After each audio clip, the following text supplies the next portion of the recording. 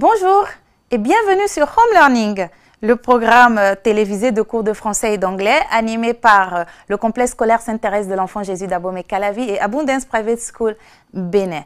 Home Learning, une initiative des tresseurs de cordes en coproduction avec TVC en partenariat avec Diaspora Academy. Je suis Karine et c'est avec beaucoup de plaisir que nous recevons vos différents messages. Merci et bravo à tous les enfants qui nous suivent ici au Bénin, en Afrique et dans le monde. Je fais un coucou particulier à Augustine depuis Atapamé au Togo et à Waliou depuis Calavi, sans oublier notre égérie Home Learning et Sénam. Alors, chers amis, j'attends de vous lire aussi. Et à présent, je vous invite à suivre le cours de français avec M. Vissoy Enablode. Merci. Je suis Vissoy Enablode, professeur de français au Collège catholique Sainte-Thérèse de l'Enfant Jésus d'Abomey-Calavi. Aujourd'hui, nous allons continuer avec le cours sur les procédés formels. Et pour le faire, j'ai avec moi Vidé-Sadi Baudouin. Baudouin, bonjour. Bonjour monsieur, comment allez-vous? Ça va bien, merci. Et chez toi? Bien aussi monsieur. Et à ses côtés, nous avons Assé Edna. Edna, bonjour. Bonjour monsieur. Comment ça va? Bien et chez vous? Ça va bien, merci. Alors, l'autre fois, nous avions parlé des figures de style. Aujourd'hui, nous allons continuer avec le cours, mais insister beaucoup plus sur les déterminants et les pronoms. Qui veut parmi vous me rappeler la définition de procédé formel? Oui, Baudouin. Alors, nous pouvons entendre par procédé formel l'ensemble des techniques d'écriture utilisées pour rendre vivant un test. L'ensemble des techniques d'écriture utilisées par un auteur pour rendre vivant un test. Oui. C'est ça. Alors, nous dirons simplement que les procédés formels sont des instruments d'analyse. Des instruments d'analyse. Ce sont des éléments dont nous avons besoin pour pouvoir mieux analyser notre test. Ça peut aller? Oui. Alors, pour faire le cours sur les déterminants et les pronoms, j'ai choisi un test. On a plusieurs tests, mais le premier test sur lequel nous allons travailler, c'est un test tiré du retour au pays natal de Aimé Césaire. Cahier d'un retour au pays natal d'Aimé Césaire.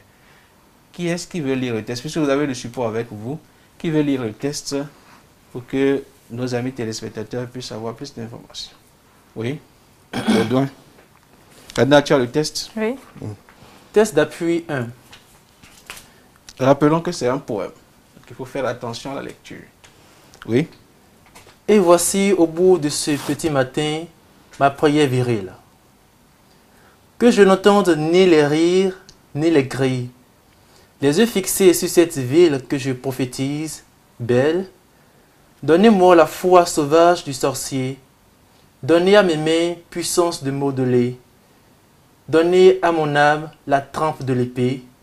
Je ne me dérobe point. Faites de ma tête une tête de pro. Edna, tu peux relire? Et voici au bout de ce petit matin ma prière virile. Que je n'entende ni les cris, ni les rires, les yeux fixés sur cette ville que je prophétise, belle.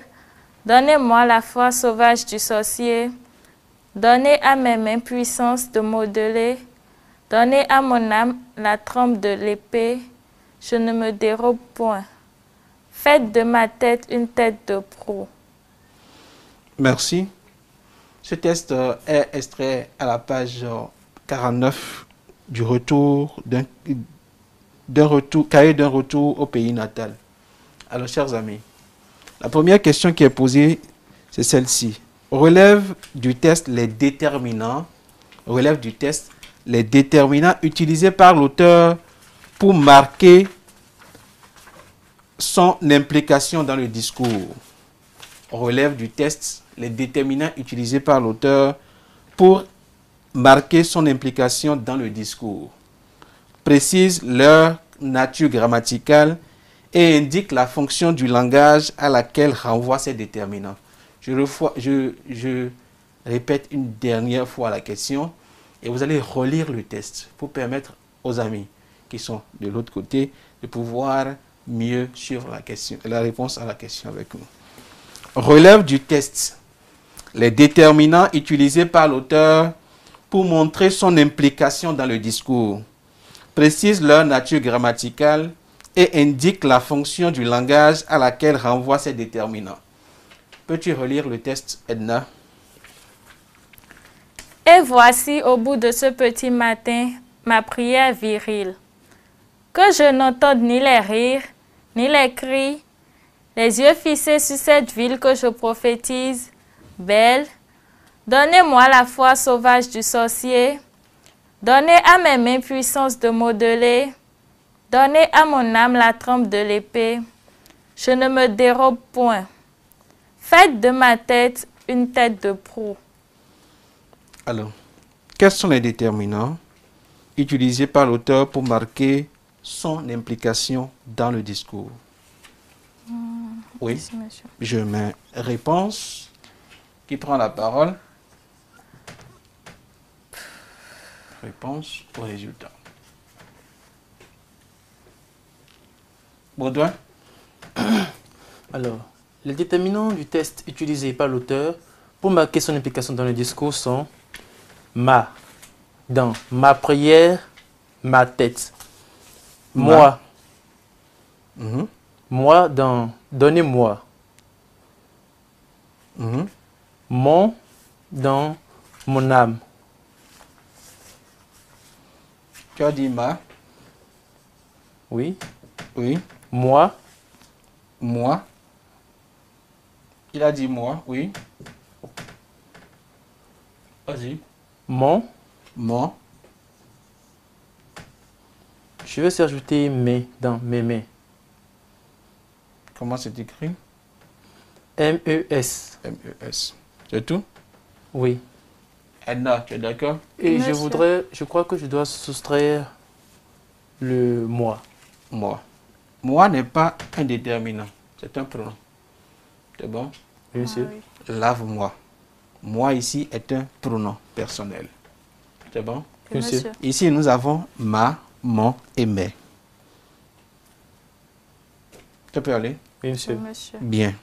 On dit, quelle est la nature de ces déterminants que vous avez trouvés? Quelle est la nature de ces déterminants?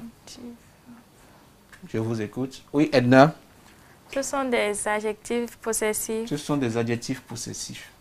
Baudouin, Je suis d'accord. des adjectifs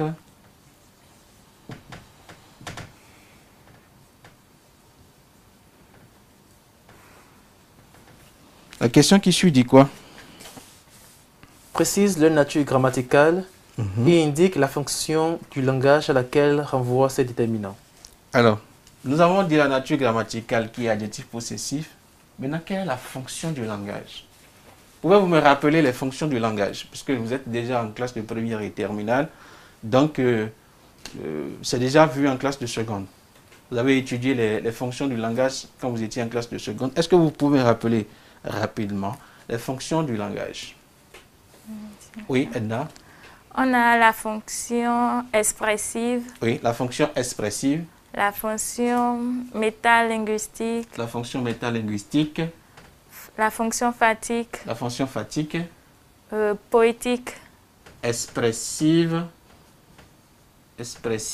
continue, métalinguistique, métalinguistique, poétique, poétique, oui, fatigue, fatigue, continue, je sais, 1, 2, 3, 4, oui, j'ai oublié le reste. tu as oublié le reste. Oui. J'ajouterai les fonctions connatives et référentielles. Connative et référentielle. Nous avons 6 fonctions du langage. Expressive, métalinguistique, poétique, fatigue, connative, référentielle. C'est juste un rappel pour pouvoir répondre à la question numéro 1. Alors, quelle est, selon vous, la fonction qui a rapport à ces éléments trouvés à ces adjectifs possessifs trouvés dans le test? Quelle est la fonction? Puisque vous avez cité Oui, Baudouin. La fonction est la fonction expressive. La fonction expressive. Expressive. Oui. Justification. Bon, les éléments relevés sont ma, mon et mes. Oui. MES. On constate que l'auteur s'implique dans ce qu'il a écrit. Il exprime ses sentiments. Il exprime ses sentiments. Oui. Il est impliqué dans ce qui est dit. Donc pour ça, on parlera beaucoup plus de la fonction expressive. Question 2. Mais y a-t-il des questions à poser? Non, monsieur. Non, monsieur. Question 2. Relève les pronoms qui participent. Relève les pronoms qui participent à l'expressivité du message au même titre que les déterminants identifiés. Relève les pronoms qui participent à l'expressivité du message au même titre que les déterminants identifiés. Je vous suis? Vous avez toujours le test d'appui? Oui, Edna. Il y a ma. Ma. Nous avons déjà dit que ma n'est pas un pronom. Excusez, il y a Ma est un moi. déterminant. Il y a moi. Oui. Je. Et me. Merci. Baudouin, as-tu un autre pronom en vue? Non. Non. Alors, la question qui suit dit quoi?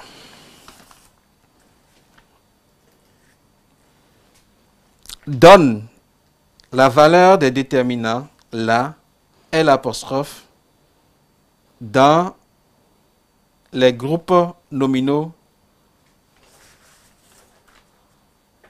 Oui. La foi sauvage du sorcier et la trempe de l'épée. Donne la valeur des déterminants la et L' dans les groupes nominaux, la foi sauvage du sorcier et la trempe de l'épée. Quelle est la valeur de ces déterminants? On dit de donner la valeur des déterminants la et L' dans les groupes nominaux, la foi sauvage et la trempe de l'épée. Oui, Edna? Dans le groupe nominal, la foi sauvage du sorcier, Oui. là est un article défini. Oui. Dans la trempe de l'épée, là est un article défini également. Et L' est un article défini et l'idée. C'est tout. C'est tout. Baudouin, as-tu quelque chose à ajouter à la réponse de Edna? Je suis d'accord avec elle. Tu es d'accord avec elle? Oui, monsieur. Alors, la question n'est pas terminée. Mais c'est terminé? Oui. Oui. Oui. Et la réponse, c'est ça. Donne la valeur. Et vous dites simplement, vous donnez simplement la nature. Ok, nous pouvons... Il faut donner la valeur. Oui. Nous pouvons aller beaucoup, plus loin. parce que nous sommes en train d'aller vers ce qu'on appelle le commentaire composé. Quelle implication, quel est l'apport que l'auteur fait en essayant d'utiliser ces mots-là, ces articles, selon vous? Nous pouvons déjà commencer par notifier que la et L' sont des articles définis. Oui. On a gardé que la et L' sont des articles définis. Oui. La et L' sont des articles définis.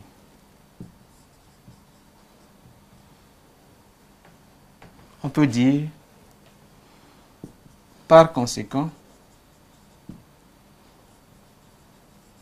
virgule, il renvoie, ces articles définis, renvoie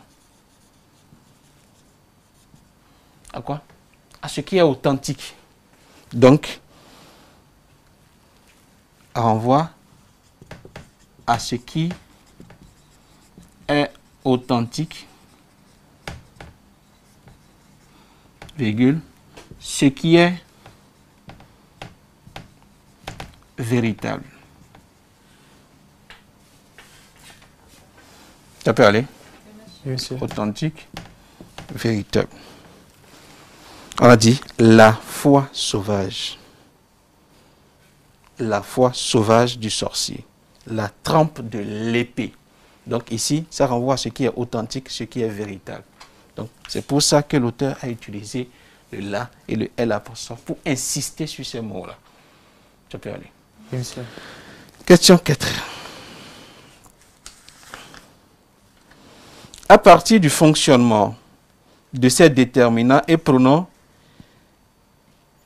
quelle est selon toi la mission que s'assigne le poète? À voir tout cela, quelle est la mission que s'assigne le poète? Question 4. Quelle est la mission que s'assigne le poète?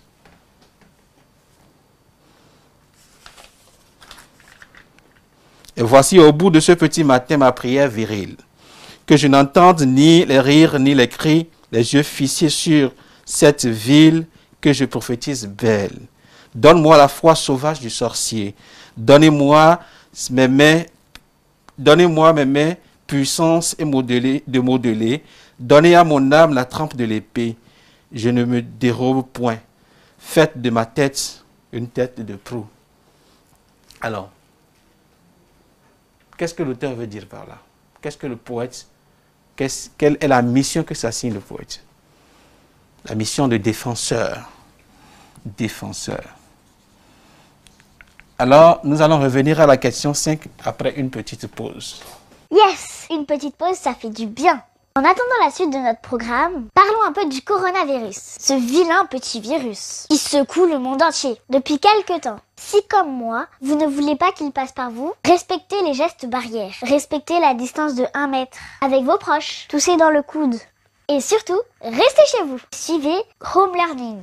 Et si vous souhaitez participer à cette émission, n'hésitez pas à nous envoyer ce que vous avez retenu de cette première partie par mail ou via WhatsApp en précisant votre nom, votre prénom, votre classe et d'où est-ce que vous nous suivez. Nous nous ferons le plaisir de le partager avec les téléspectateurs lors de la prochaine émission. Ciao! Alors, chers amis, nous étions en train de parler des déterminants et des pronoms en tant que procédé formel dans l'identification des éléments qui vont nous permettre de pouvoir mieux faire un commentaire composé. Nous avons un test d'appui, le test tiré du cahier d'un retour au pays natal de Aimé Césaire. Nous étions à la question numéro 5, mais avant, nous voudrions justifier pourquoi c'est défenseur. Ici, l'auteur s'est assigné ce rôle parce qu'il cherche, à travers les vers qui sont dans le test, il montre, il dit, donnez-moi la foi sauvage du sorcier. C'est-à-dire qu'on lui donne la force, n'est-ce pas, pour qu'il puisse dire ce que eux, les peuples en question, ne peuvent pas dire fort. Donc ici, il veut défendre. Il veut être là pour dire ce qu'ils ne peuvent pas dire, le peuple. Donc c'est pour ça qu'on a dit, il joue ici, il s'est assigné le rôle de défendre le peuple qui en a besoin. Ça peut aller. Yes. Maintenant, quel est l'élément? Puisque la question 5 dit, quel est l'élément qui nous permet, n'est-ce pas, de pouvoir montrer qu'il veut réellement jouer ce rôle? Quel est l'élément dans le test? Quel est l'élément qui permet de dire? Retrouve l'expression à la fin du test. Retrouve à la fin du test l'expression qui renvoie à cette mission. À la fin du test.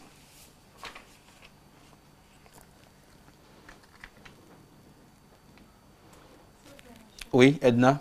Je pense que c'est faites de ma tête une tête de proue. Faites de ma tête une tête de proue. Mais je veux une expression, je ne veux pas une phrase. Je ne veux pas un vers. Oui? Une tête de proue? Une tête de proue. Donc l'expression c'est une tête de proue. Ou simplement tête de proue. Donc, je peux mettre simplement tête de proue. Merci beaucoup. Voilà. Nous allons finir avec le test numéro 1. Nous allons passer au test numéro 2. Et là, nous allons insister sur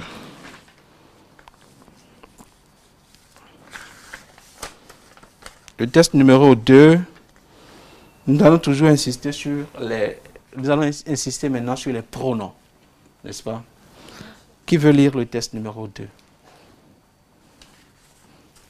Oui, Edna. Test d'appui 2. C'est toujours à la page 49.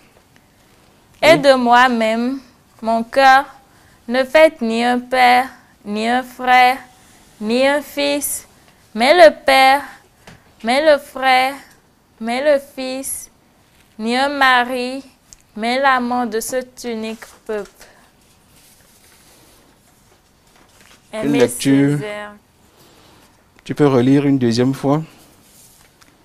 Et de moi-même, mon cœur ne fait ni un père, ni un frère, ni un fils, mais le père, mais le frère, mais le fils, ni un mari, mais l'amant de cet unique peuple. Merci. Alors, je vais poser la question. Je peux effacer? Oui, monsieur. Monsieur. Edna, je peux effacer. Oui, monsieur. La première question.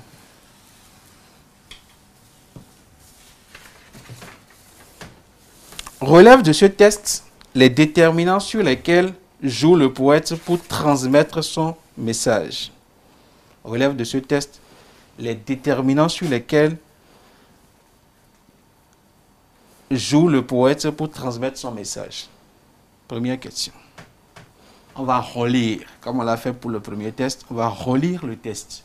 Baudouin, pour permettre aux amis de pouvoir nous suivre davantage. Oui?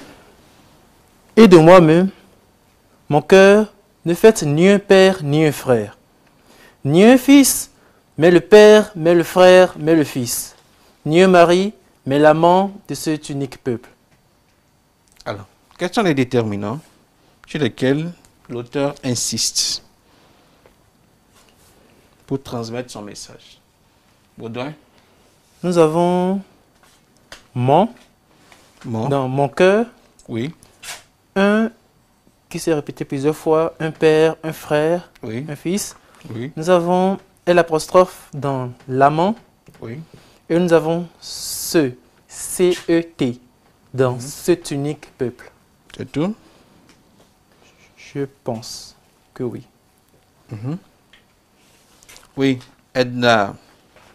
Je pense qu'il y a aussi le Il y a aussi le. dans mais le père, mais le frère. Mais le père, mais le frère. Nous allons insister beaucoup plus sur un. C'est bon? Oui. Monsieur. L apostrophe et le. Ces deux ne sont pas utiles. Parce que vous allez constater tout à l'heure que l'auteur,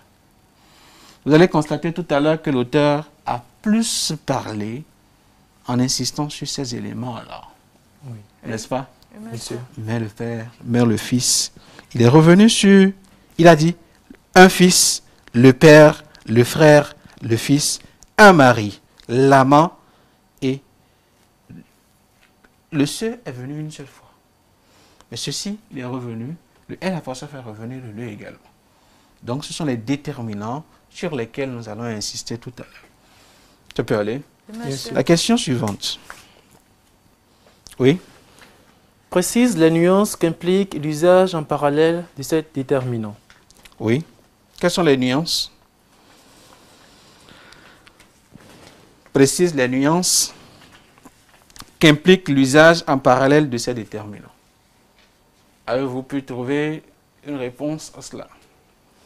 Oui, Baudouin. Lorsque nous prenons le ou l'apostrophe, comme nous l'avons dit tout à l'heure dans les tests précédents, le et l'apostrophe sont des articles définis.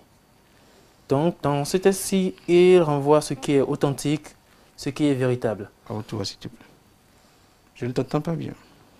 Je disais tantôt, lorsque nous prenons le et l'apostrophe, il renvoie à ce qui est authentique et véritable.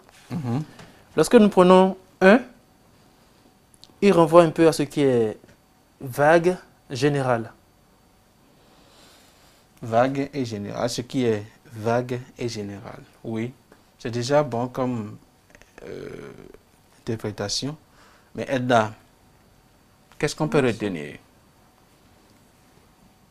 On peut retenir que un, c'est un pronom utilisé Bon, un, c'est un peu vague. Ils ne sont pas des pronoms, ce sont des déterminants. Des déterminants. Bien, parce qu'il faut donner cette précision. Vague. Oui.